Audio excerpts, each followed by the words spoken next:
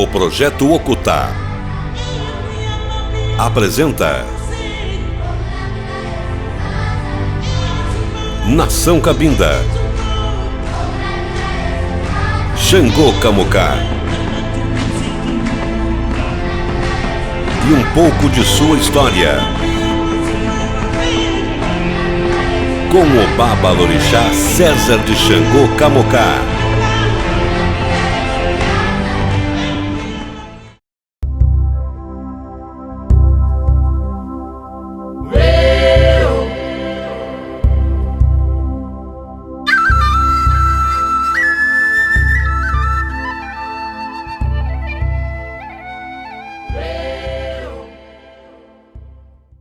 Eu sou César, Marcos César Regis, sacerdote Babalorixá, filho de Maria Olívia de Matos, de Ogum Adiolá Quiolá, primeira filha feita por Palmira Torres dos Santos, de Oxum Pandau Logomi, que também foi uma das filhas feitas por Valdemar Antônio dos Santos, de Xangô Kamoká Baru Alafim, ou comumente conhecido Kamoká Baru Alafim. Sou de nação Cabinda e resido na cidade de São Leopoldo. Eu iniciei na nação Cabinda aos 5 anos de idade. Eu estava num estado de morte iminente, sem ambos os pulmões, já na lista de transplante. E isto há 40 anos atrás se sabia ser impossível até de se conseguir.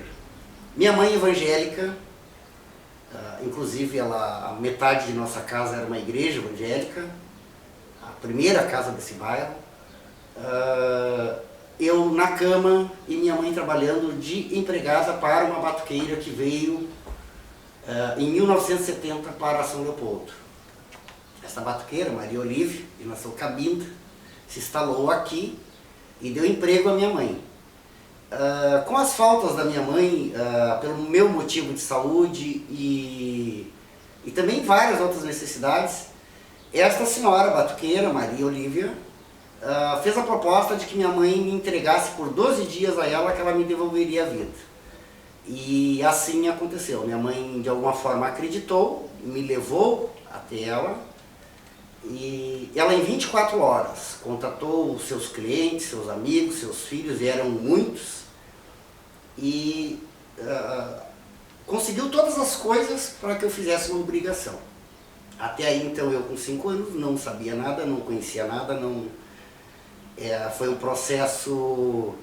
Em 6 dias eu não sei o que houve, de 6 dias em diante lembro alguma coisa. Muito bicho, muitas pessoas, roupas coloridas, palavras estranhas, muito escuro, somente velas, não via luz do dia, comia tudo de bom, e minha mãe fez a obrigação. Muito depois eu fui acabar sabendo que essa obrigação ela foi diferente, ela foi estranha, incomum, até pelo próprio tratamento dos meus irmãos. Minha mãe me deu para Baru. O que não é comum na nossa nação, são muito poucos, e tem que se separar aqui Baru, porque nós conhecemos um Baru só que é geral, todos conhecem, que é o mito, é o rei de nossa nação, não haverá outro, nenhum outro Baru o substituirá. Então quando se fala em Baru, não se está dizendo propriamente aquele Kamoká que todos nós conhecemos, ou seja, Kamoká de nosso bisavô, Valdemar Antônio dos Santos, que ele mesmo no mundo se declarou o único que iria pegar a cabeça, o único que iria ser assentado e seria tratado juntamente no balé para que protegesse a nossa nação. Aos 12 dias houve uma festa, houve o que hoje eu sei que é batuque. Ao me levantar, ao sair, muitas pessoas me abraçavam, pegavam o meu corpinho. Eu era, na época, muito magrinho, mas nesses 12 dias eu ganhei corpo, carne, eu respirava bem, eu estava bem, estava corado. Essas pessoas todas deitavam no chão, eu ainda não entendi o que isso significava. Todos se colocavam com os braços para frente. Hoje eu sei que é bater cabeça. E todos, sem exceção, me abraçavam, me desejavam muitas coisas até que eu não entendia.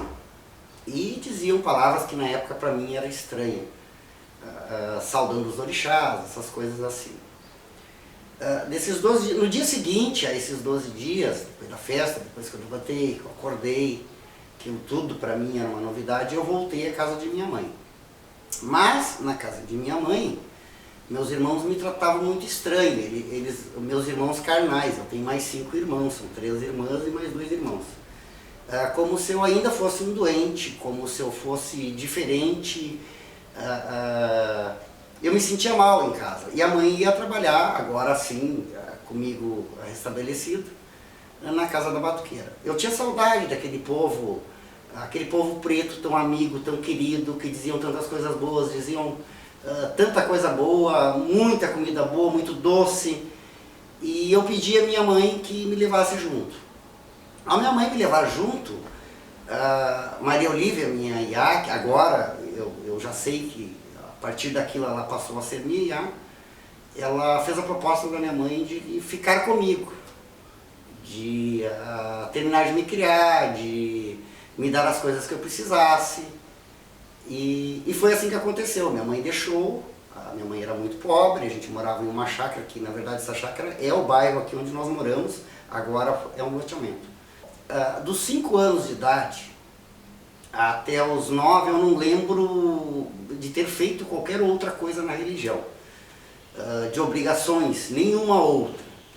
A partir dos 9 anos, minha mãe começou a me sentar e me explicar o que eu era, o que eu estava fazendo dentro da religião, por que eu estava dentro da religião. E com isso eu comecei a aprender religião, a partir dos 9 anos. Nessa fase, que eu fiquei sabendo tudo sobre o que é que eu faço hoje. Até aí não tinha a mínima ideia, só achava que era bom, bonito, tinha muitos irmãos. Eu era um dos únicos brancos na casa, haviam muito poucos, mas eu nunca me senti branco, eu nunca fui citado como branco.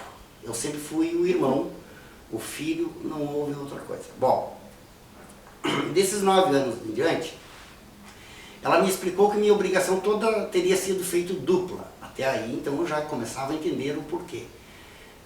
Foi feito para Baru e, ao mesmo tempo, também foi colocado um aganjô. Fui feito no corpo para Timboá e, ao mesmo tempo, também foi acrescentado uma Miqué dentro de casa. Fui feito para o Anã e, ao mesmo tempo, também acrescentado um Adag dentro de casa. E todos os outros orixás. Bom, a partir daí, já sabendo o que eu era, o que eu tinha, comecei eu mesmo a cuidar das minhas vasilhas, de minha mãe e de meus irmãos. Ajudar em todos os cortes, ajudar em todas as obrigações. No início era um pouco estranho, porque eu era muito novinho, eu tinha mania de pegar em tudo e querer fazer tudo. E às vezes escapava entre um ou outro irmão, você não pode. Eu perguntava por que eu não posso, eu olhava para minha mãe só fazia assim, eu fazia assim, porque eu tinha a obrigação completa pelo motivo que já citei, que estava em morte iminente, foi a maneira que ela encontrou. Dos 9 aos 19 anos, durante mais de 10 anos, minha mãe me acrescentou mais de 60 filhos à casa. Todos esses irmãos, a maioria mais velhos, de idade que eu, não de religião. A maioria não vive mais. Eu tenho ainda vivos, com certeza. Eu tenho apenas mais 3 irmãos. Jorge da Danju, seu Araci de Iemanjá e a dona Vilma de Oxalá. É os 3 irmãos que eu tenho certeza que eu tenho vivo. Todos foram se indo. Aos 19 anos, minha mãe, minha Iá, teve uma parada múltipla, uma falha múltipla dos seus órgãos, já com 96 anos. Muito estranho porque 7 meses antes, a última vez que o pai Ogum chegou ao mundo, ele nos falou isso, ele nos disse esse tempo que minha Iá teria. Também disse que o mais novo, aquele que estava morto e que sobreviveu, eu queria cuidar dos mais velhos. Isso tudo num momento assim ficou muito estranho. Hoje a gente sabe do que se trata. Minha mãe entrou num estado profundo de inércia, sem comer, sem se alimentar, sem fazer as necessidades sozinhas, sem poder se medicar, sem falar, muitas vezes sem ouvir e também muitas vezes sem ver. Nesse tempo, nesses 7 meses, havia aquela coisa assim de toda hora ia para o hospital e voltava, ia para o hospital e voltava. Quem esteve com ela, quem a alimentou, quem a deu banho, quem lhe deu remédios, quem cuidou da sua casa, quem fez tudo nesse momento, ela tinha 140 quilos, foi parar em 50 quilos. Fui eu que fiz. Meu irmão, o Jorge, porque era só nós dois que vivíamos com ela, os outros todos irmãos eram só visitas ou vinham em obrigações. O meu irmão Jorge trabalhava no Rossi, nessa época nós temos a fábrica aqui em São Leopoldo. Ele provinha o nosso sustento e eu cuidava de minha mãe, isso até ela falecer. O dia que ela faleceu, nós estávamos no hospital e um primo meu, filho do tio Henrique, o Lilico, estava conosco, nos ajudando nesse momento, falou com o tio Henrique e o tio Henrique disse que deveríamos alguém ir à casa e já começar os procedimentos da missa de desligamento. Então veio somente eu e o Lilico de Xangô, despachamos o Lodê, voltamos, arriamos toda a obrigação da mãe. Eu conheci de todos os meus irmãos, não houve troca de vasilha de nada, eu separei só o que era de minha mãe e deixamos tudo assim, tratamos do funeral, tudo ok, e à noite houve dá para se dizer um apejó. Aí Lilico de Xangô, Carmen de Oxum, hoje já falecida Maitê de Iemanjá, já falecida Manhina de Iemanjá, Benzinho de Oxum, os filhos todos mais velhos, do que ficaria ou que não ficaria. Acabou que, na decisão, Leba, que ela tinha, o próprio Lodê de família, que era dela, Sapatá, que ela tinha, o próprio pai Ogum, o pai Ossento lá, de nossos parentes, estes todos foi determinado que não seriam despachados, não seriam quebrados, foram quebrados, desmanchados somente os apetrechos. Os otás acabaram comigo.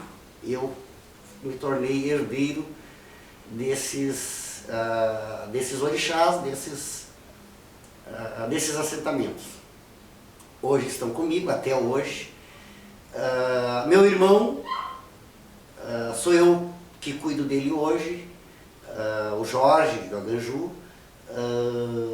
Tudo que ele precisa desses orixás que não ficaram com ele, que não ficaram com a família, que ficaram comigo, nós fazemos em conjunto. Inclusive o balé de minha mãe, de a Olívia, porque o tio Henrique veio de Porto Alegre, junto com alguns dos seus filhos, e mais nós todos, meus irmãos todos, que éramos muito, a gente fez o balé da mãe, mas houve um problema, o meu irmão de alguma forma se perdeu e ele acabou perdendo o terreno onde era a casa de minha mãe, e o balé também acabou comigo, também veio parar nas minhas mãos. Quem fez o balé de minha Iá, na época em hierarquia mais alta, o segundo filho feito por Palmira foi Henrique, quando a avó Palmira conheceu o seu pai carnal, o seu Honorival de Xangô,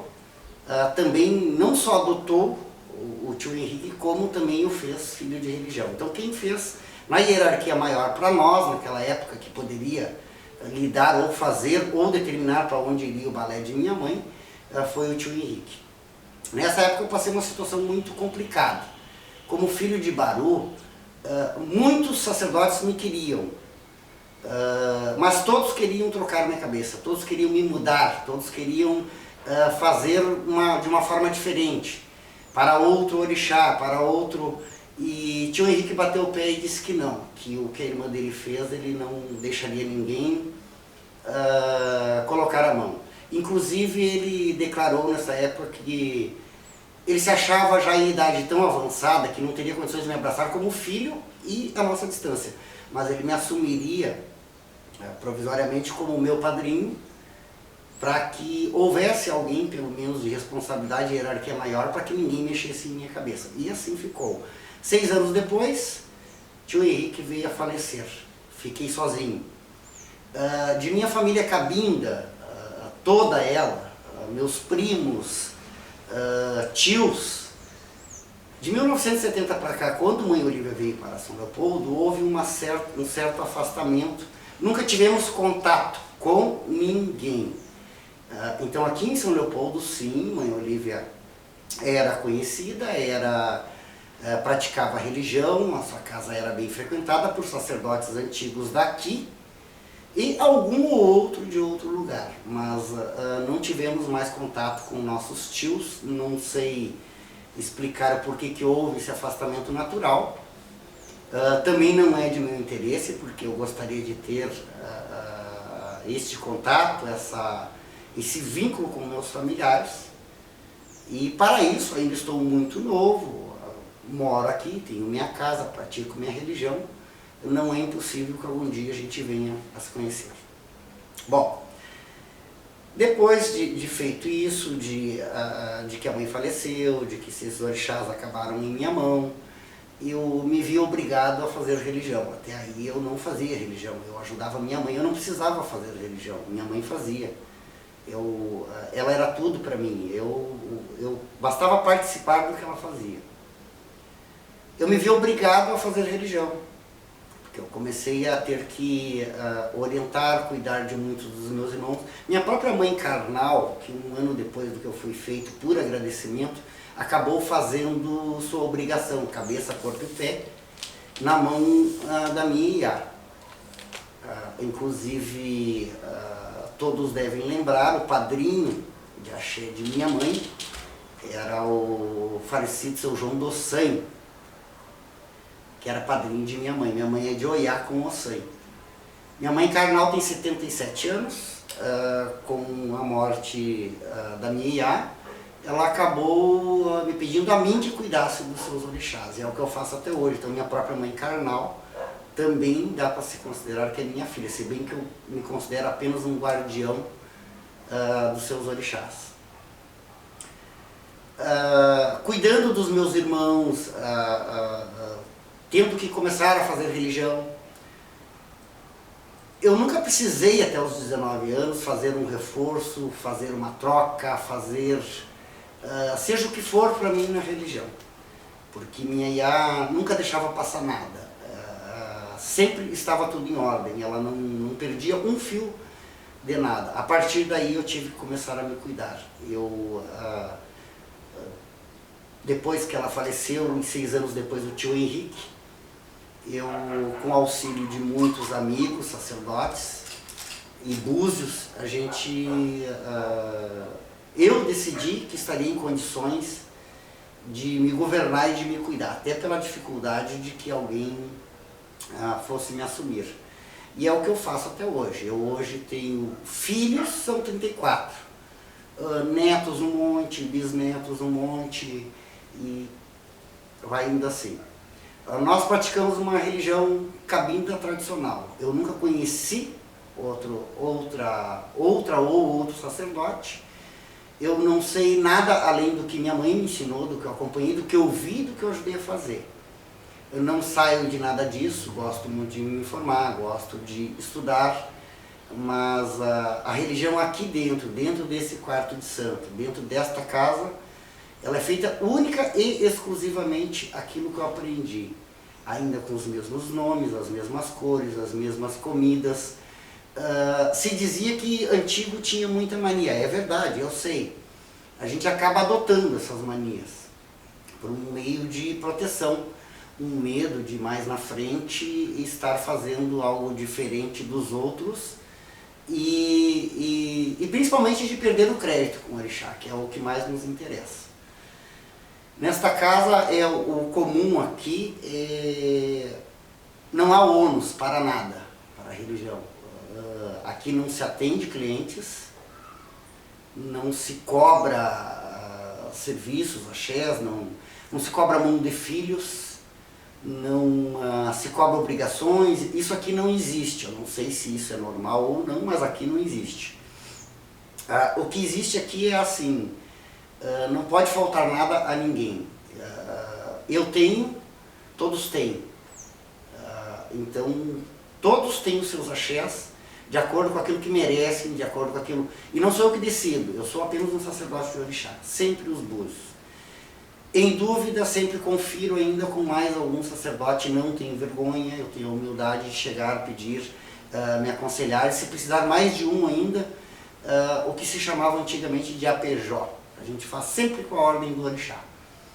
Este é o sistema da minha casa, este é o meu sistema cabinda. Se há outra forma de se ver a religião, eu não sei, eu não conheço, eu nunca participei, nunca tive outro sacerdote, nunca tive outra pessoa que fosse responsável por mim, e não vi, mesmo até na casa de amigos, outros sacerdotes que já fui, algo que saia ou fuja tanto disso do que eu faço. Acredito eu fazer religião para o orixá.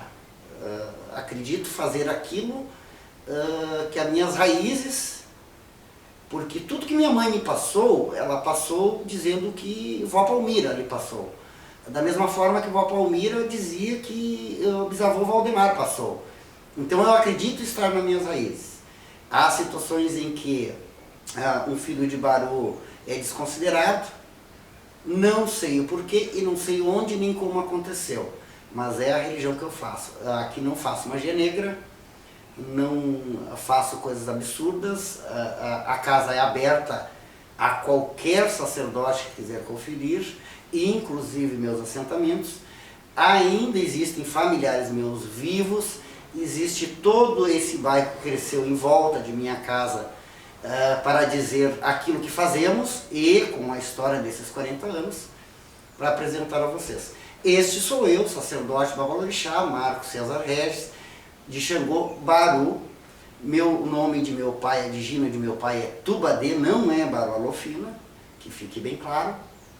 É esta religião que eu faço, é o que eu tenho a apresentar aos senhores.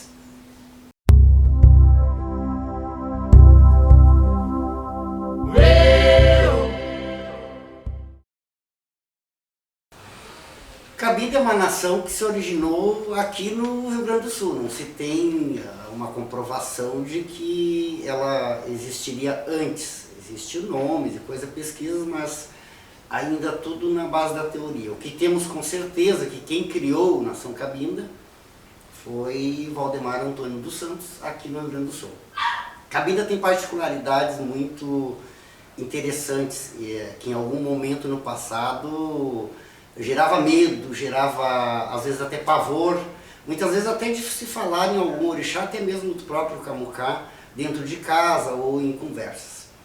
A Cabinda, a maior particularidade dela é esta adaptação que ela conseguiu fazer do Inquice, Vodum e o orixá neste culto, porque a Cabinda nós tratamos tudo como orixá. Nós alimentamos como qualquer outra nação faz o orixá. Temos nomes diferentes, tratos diferentes. Mas há um detalhe muito especial dentro da Cabinda, que é: começamos e terminamos tudo com o Egum. Um Cabinda não toca uma obrigação ao orixá sem uma semana antes ele ter servido seus ancestrais.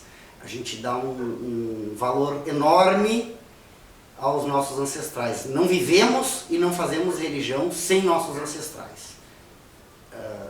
Então, essa é a particularidade. E ela é muito bonita, porque quando se perde aquele mito do medo, do estranho, do que é Egum,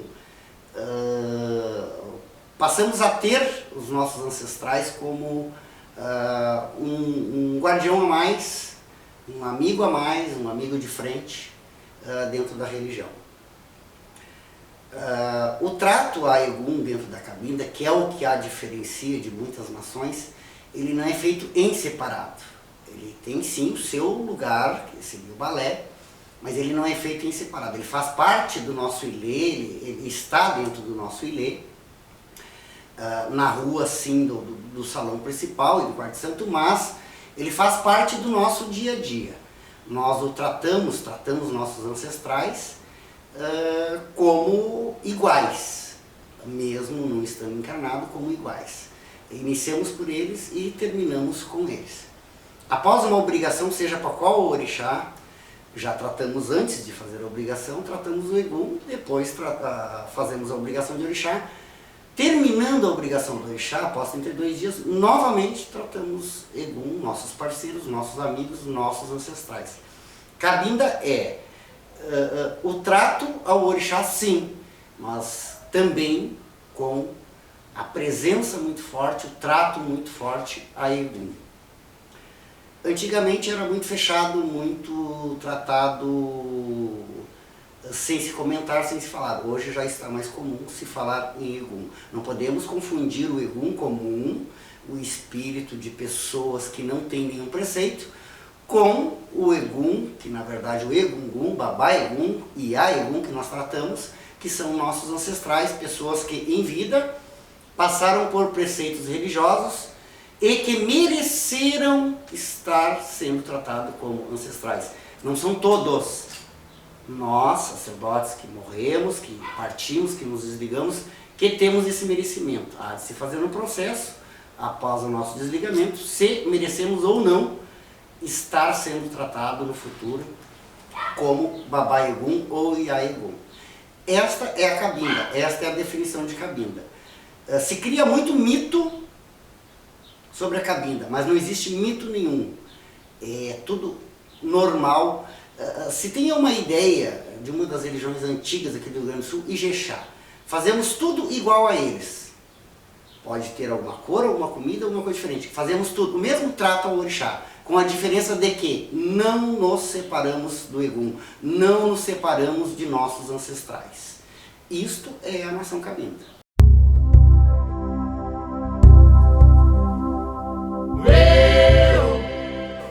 Quem trouxe a nação cabinda para esse estado, de acordo com minha Iá, e de acordo com o que ela diz ter escutado de Palmira, que também diz ter escutado de Valdemar. Na verdade é Gululu, que muitos confundem, que poderia ser o próprio Valdemar. Gululu é o único nome que se tem, que seria uma pessoa do Xangô. Este Gululu, um negro alto, forte, que falava, acredita-se, banto, e se cultuava em Kice. Este negro, vindo para o Rio Grande do Sul, encontrou o Valdemar, que já há muito tempo estava aqui, e por uma certa afinidade de contato, de coisa, já estando muito velho, acabou por confiar em Valdemar e lhe passar o seu conhecimento religioso. Então não podemos confundir quando dizem que Gululu pode ser Valdemar. Não é Valdemar. Não é Valdemar, de acordo com o que minha Iá falava, não é Valdemar. O Gululu existiu, tinha uma crença, não se sabe se é a mesma que hoje praticamos em nação cabinda, até porque, de acordo com minha Iá, Valdemar conheceu Otília, de Ossentolá Becum, que era de nação Ijexá. Por isso ela foi, ao começar a se relacionar, ela foi expulsa de sua nação. E não tinha mais como praticar a sua religião. Minha mãe conta que isso até pode ser romântico, que através da união desses dois, Valdemar e Otília, acharam um meio de transformar tudo aquilo que Gululu passou ao Valdemar a um trato mais simples, mais comum, ou seja, o orixá que hoje nós tratamos. Desta maneira, não sendo possível só com Kamuká aqueles preceitos de se fazer o ritual da vida e da morte, ou seja, primeiro o Elegum que morreu, depois o Egum e depois a divinização. Então por isso que Kamuká é que não pode ser completamente adaptado ao culto Ijexá. Agora, se formos perceber, A nação Cabinda não passa exatamente o que o Ijexá faz, com algumas diferenças, algumas coisas, mas exatamente do que a nação Ijexá faz. Mas, então é isso, Golulu não é Valdemar, Valdemar não se sabe a princípio o que Golulu passou a ele, se sabe depois de Valdemar em diante o que ele passou juntamente com Otília para Palmira e seus outros filhos. Eu falo sempre de Palmira, não estou esquecendo de Madalena, de Tati, de Adão, não estou esquecendo de nenhum dos meus tios. Eu falo porque venho diretamente, sou de 4ª geração, direta, porque nunca tive outro sacerdote a não ser Olívia, Olívia não teve outro sacerdote a não ser Palmira, e Palmira não teve outro sacerdote a não ser Valdemar. Então, é isto que se tem a dizer do que é, se poderia ou não ser, não é. Golulu não é Valdemar, e só não se pode com certeza afirmar que exatamente aquilo que Golulu passou ao Valdemar seja exatamente o que fazemos hoje, tendo em vista aí tantos anos que passaram, há tantas adaptações e coisas que a religião sofreu.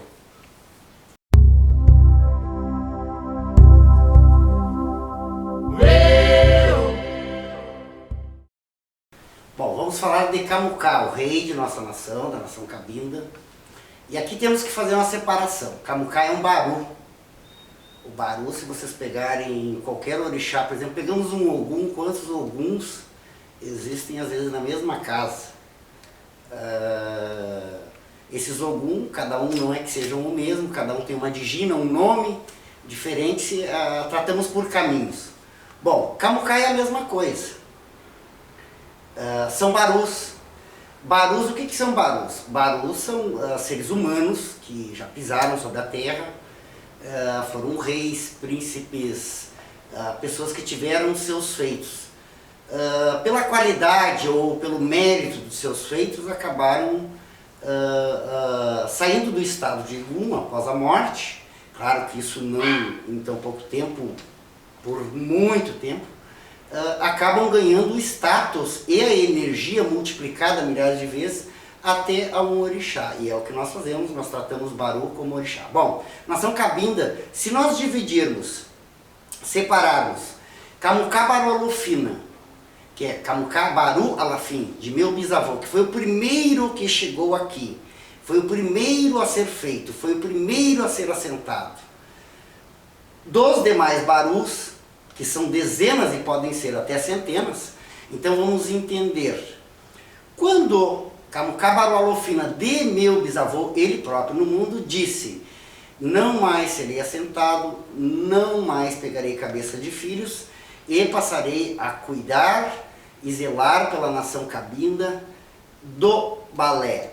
Se nós separarmos isso e continuarmos respeitando esta decisão do orixá, nunca vamos errar. E acredito que nenhum Cabinda teria coragem de mudar isso. Agora vamos separar este Kamuká dos demais Barus, que todos os Barus acabam ganhando o nome de Kamuká.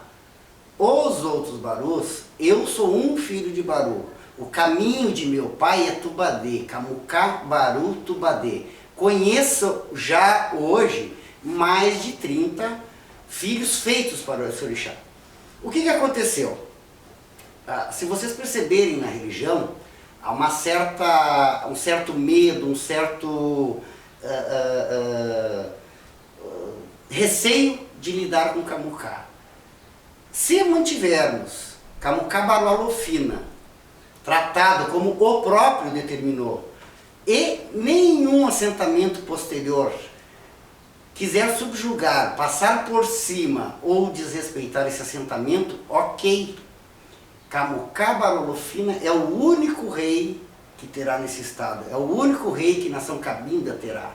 Todo sacerdote que algum dia botar a mão em qualquer Baru, sabe que nenhum outro Baru tomará o lugar dele. Ele foi o primeiro e o único, e se autopreservou com a coroa e o trono. Bom, separando então, a feitura de Baru, a minha feitura, ela é estranha, ela é diferente. Não se faz um Baru com menos de 1 ano de tempo. nenhum filho de Baru consegue fazer a sua obrigação com menos de 1 ano. O próprio pai, até mesmo antes de comer na cabeça do filho, tem um processo muito grande. E aí geram muitos mitos, que seria o Xangô do buraco, muitas coisas que não existem. Por exemplo, imaginemos que é um orixá que tem que se fazer o ritual de passagem, ou seja, de vida e de morte. Para que ele chegue a esse estado de ser tratado como um orixá, ele vai ter que passar por esse processo. Esse processo consiste de um lugar no chão, que é onde se acredita, e as próprias lendas dizem, de onde ele entrou para dentro da terra, e aí sim saiu divindade. Bom, para fazer isso, não podemos pegar qualquer chão. Se cava, nós construímos um alguidal enorme, com tabatinga, preparamos essa tabatinga com farinha, com mel, com dendém, com açúcar mascavo para dar liga, cozinhamos e fazemos um alguidal enorme. Esse é o mito do buraco. Nesse alguidal enorme, que a gente cozinha na verdade, daí também vem o outro mito do Xangô, do fogo, aquela coisa que não tem nada a ver. Nós só estamos cozinhando um alguidal no tamanho suficiente, com uma madeira decente, não vamos dar qualquer madeira ao orixá, com uma tabatinga preparada, preceituada, para receber num chão comum a feitura de um orixá. Neste buraco, depois de seco, depois de cozido, se fazem todos os preceitos. O que vai ali? Nada demais. A vasilha do pai, o seu otá, a sua ferramenta, a sua quartinha, o seu obé, e sempre se deixa um alguidalzinho separado, um prato separado, porque vamos usar somente para ele. Só que, ao se fazer no orixá como qualquer um outro, se corta em vasilha, se levanta, se faz todo aquele processo. Esse primeiro processo de se fazer um baru, ele é o único e nunca mais é repetido. Todo o corte, todo animal que for sacralizado, toda a comida que for dedicada àquele orixá, naquele momento dessa feitura que estamos representando, a entrada para dentro da terra, fica ali até se consumir. Terminamos de cortar, se tapa. Daqui a 1 ano, às vezes mais, a gente vai testando, todo esse material aconteceu o que era para acontecer a ele. Ele se consumiu, tudo que era úmido se consumiu. Se reabre, se limpa tudo, se refaz novamente o buraco com tabatinga, madeira nobre, as vasilhas todas limpinhas. A partir desse momento começa a se cortar como um orixá. E a partir daí é tudo normal como qualquer outro orixá.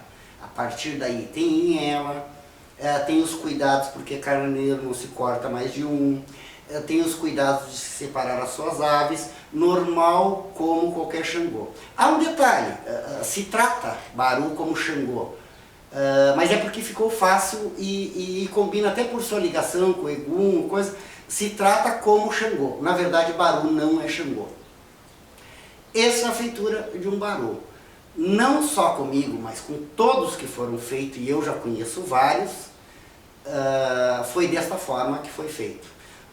Há um detalhe que a maioria, todos estavam ou em risco de vida iminente, ou problemas muito graves de saúde mesmo. E outro detalhe interessante também, todos muito novos. Onde isso se perdeu? Quem deixou de fazer? Quem não recebeu, não temos esses dados, não há como confirmar. A única coisa que se desconfia, e é apenas teoria, é que por um motivo de proteção do culto, deste próprio orixá e até dos seus filhos, os antigos acharam esse jeitinho de manter a coisa sem comentários, e até quando puderam, dá para se perceber, deram uma aumentadinha no que era perigoso, que era isso, que era aquilo, eu acho que para ninguém se arriscar a sair fazendo. Economicamente, no mundo que vemos hoje da religião, acredito que não é feito porque quem aguardaria hoje 1 ano para se fazer um orixá? Todo mundo quer chegar ali, pagar, cortar e daqui a 32 dias sair com o seu orixá. Acredito que economicamente não seria mais viável se fazer esse tipo de orixá. Eu, desde que me conheço por gente desde os 19 anos que eu assumi a religião, eu já fiz 5 e já conheci mais de 30 pessoas que foram feitas, homens e mulheres, para este orixá. Que não confundam, é um baru sim, é um camucá sim, mas não é aquele que não pode, por decisão dele próprio, que seria baru alofina.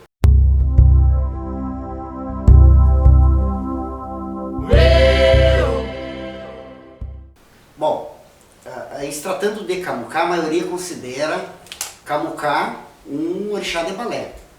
Temos que separar, é sim só de balé, porque ele mesmo determinou assim, porque ele vai continuar respondendo e cuidando por nossa nação desta forma.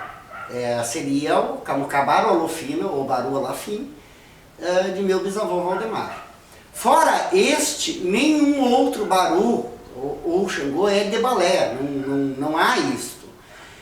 Qualquer Baru que for feito, ele é feito em separado, ele é tratado separado do balé. No balé, o único Baru que responde no balé, porque ele mesmo decidiu assim, é Baru Alofina.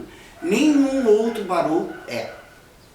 Por causa de se acreditar que só existe um camucá, então todos que falam acham que camucá é do balé. Não, camucá não é do balé. Só existe um camucá que é do balé. É o único que responde no balé porque ele mesmo decidiu assim.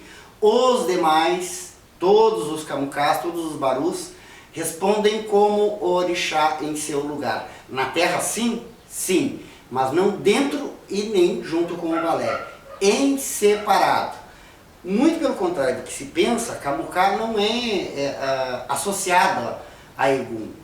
Ele tem aversão a Egum, ele tem distância a Egum. O Egum lhe obedece, ele não precisa ter a presença do Egum. Não precisa e não quer a presença do Egum. Inclusive existe o mito de que muitas vezes um baru para não, o orixá não, vamos dizer como se fossem humanos, para não se estressar, ele delega o afastamento desses eguns ao Oiá, porque a presença do Egum para ele não é benéfica em nada, ele não entende o Egum como benéfico. O único camucá que determinou, resolveu assim, se autopromoveu assim, é camucá Baru Alofina. Esse sim é tratado no balé. Nenhum outro baru, na verdade não sei de nenhum outro Xangô que se associa ao Egum, ao balé. Ao contrário, eles mantêm a distância de respeito porque o Egum lhe respeita. É assim, não há uma união dos dois.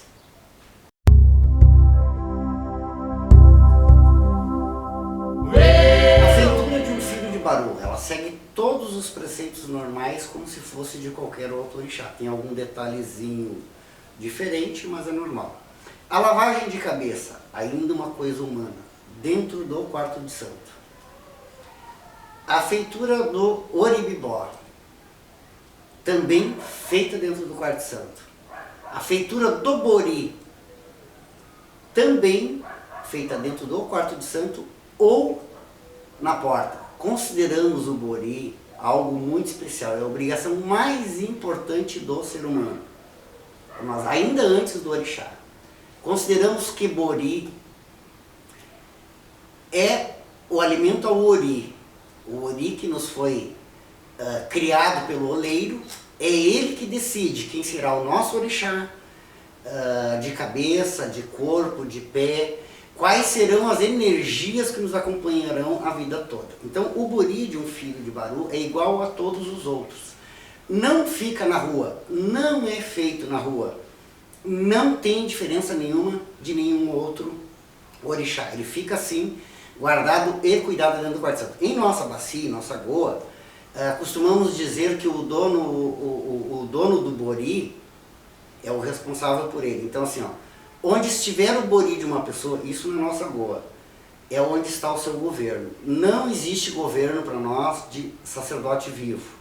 Não existe, enquanto houver um padrinho, enquanto houver um irmão mais velho, enquanto houver alguém acima da hierarquia, nós não nos consideramos livres de governo, não nos governamos.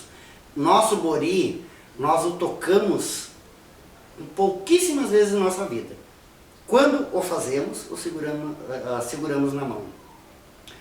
Quando trocamos de mão ou nosso sacerdote morre, que nosso bori vai para outra pessoa responsável, a segunda vez, ou a terceira e última, que seria, nem tocamos, ele vai embaixo de nossa cabeça quando fizemos o desligamento. Mas é igual a qualquer orixá, com aves nobres, com qualquer orixá. Para nós não existe 4P para orixás, para bori, porque consideramos uma comida de orixá ou 4P. O ser humano só recebe em ori até a ave nobre, a partir daí é para orixá. A feitura dos orixás, no caso Baru e todo o complemento desse ajuntó, Baru é feito na porta e direcionado ao seu lugar. É claro que a primeira vez tem tudo aquilo que eu já expliquei, que a primeira vez, isso leva um ano e pouco, para que isso seja feito. O filho desse orixá, até que esse orixá esteja levantado, o máximo que ele poderá chegar é até a porta com o seu bori. Fazer a obrigação até seu bori. Depois do orixá feito, aí sim passa a comer na cabeça como qualquer orixá normal. Antes disso não há como fazer uma feitura. Então, a feitura de um baru é igual a qualquer outro orixá. A lavagem de cabeça. Esta lavagem pode ser diferente, se veio de outra mão é de uma forma, se é cru é de outra forma, se veio de mão de egum é outra forma, mas é lavagem de cabeça. O aribibó é normal somente com pombos, que é as permissões de Oxalá para se fazer futuramente um orixá no ori, no corpo, nos pés, e o bori normal somente as aves nobres, não tem nada de diferente. E a feitura do orixá, as comidas normais, os bichos normais, no que seria para Xangô, pombo, galo e carneiro, nada demais, é isso.